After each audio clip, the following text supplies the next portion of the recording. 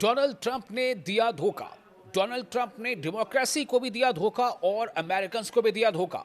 ये बात कौन कह रहा है? ये बात ईरान के फॉरेन मिनिस्टर कह रहे हैं। जी हाँ, ईरान के फॉरेन मिनिस्टर अब्बास अराक़ची ने एक बहुत बड़ा दावा किया है।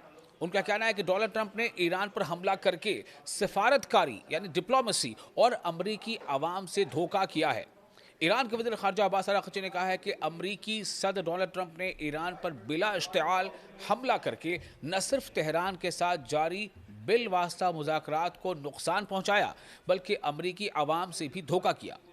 जी हाँ, ये दावा किया जा रहा है कि अमरीकी आवाम से भी धोखा किया। किसने? डोनाल्ड ट्रंप ने।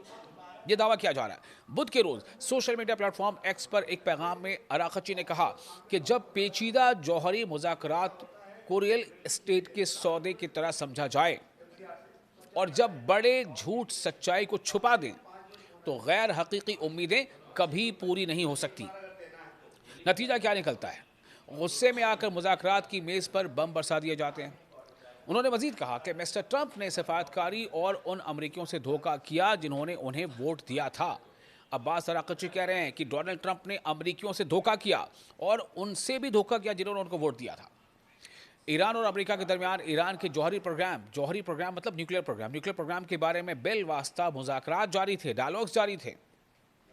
ईरानी वफ्द और ओमान के सालिसीन को उम्मीद थी कि कोई ना कोई मुआहिदा हो सकता है और ईरान ने इसको लेकर के काफ़ी नरमी का मुजाहरा भी किया था। वह बहुत हद तक चीज़ों को मानने के लिए तैयार था।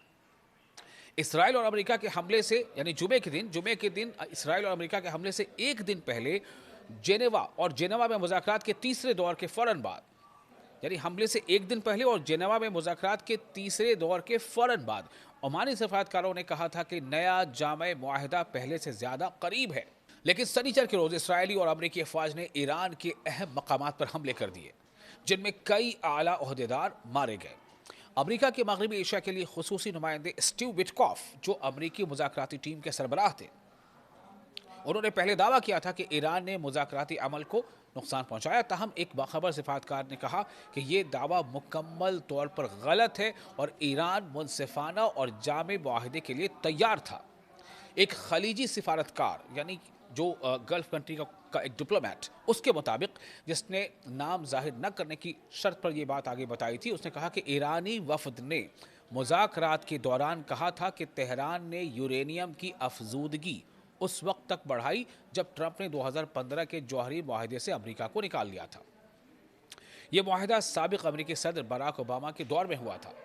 अमरीकी और इसराइली हमलों में ईरान के कई शहरों को निशाना बनाया गया। हफ्ते के हमले में रहबर इनकलाब आयतुल्लाह सैयद अली खामनेई को शहीद कर दिया गया। इसके बाद ईरानी मुसल्लह अफवाज ने फौरी और सख्त जवाब देते हुए इसराइली मकबूजा इलाकों और खित्ते में अमरीकी अड्डों पर मिसाइल और ड्रोन हमले किए।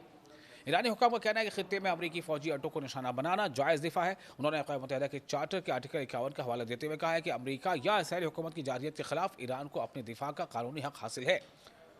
तो दरअसल उनका ये कहना था कि अब हालात यहाँ तक पहुँच चुके हैं और इन हालात के लिए अगर अमेरिका के 4 से ज़्यादा फौजी मारे जाते हैं तो इन हालात के लिए अगर इसराइल के पहले दौर के हमले में ही ईरान ने जो हमला किया तो उसमें बैत शम्स में 12 यहूदी मारे जाते हैं, यानी 12 इसराइली मारे जाते हैं, तो इन हमलों के लिए और अगर अमेरिका के 3 से 4 फाइटर जेट जो वो गिर जाता है, तबाह होता है, तो इन हमलों के लिए, इन तमाम हालात के लिए जिम्मेदार खुद डोनाल्ड ट्रंप है, जो कि डोनाल्ड ट्रंप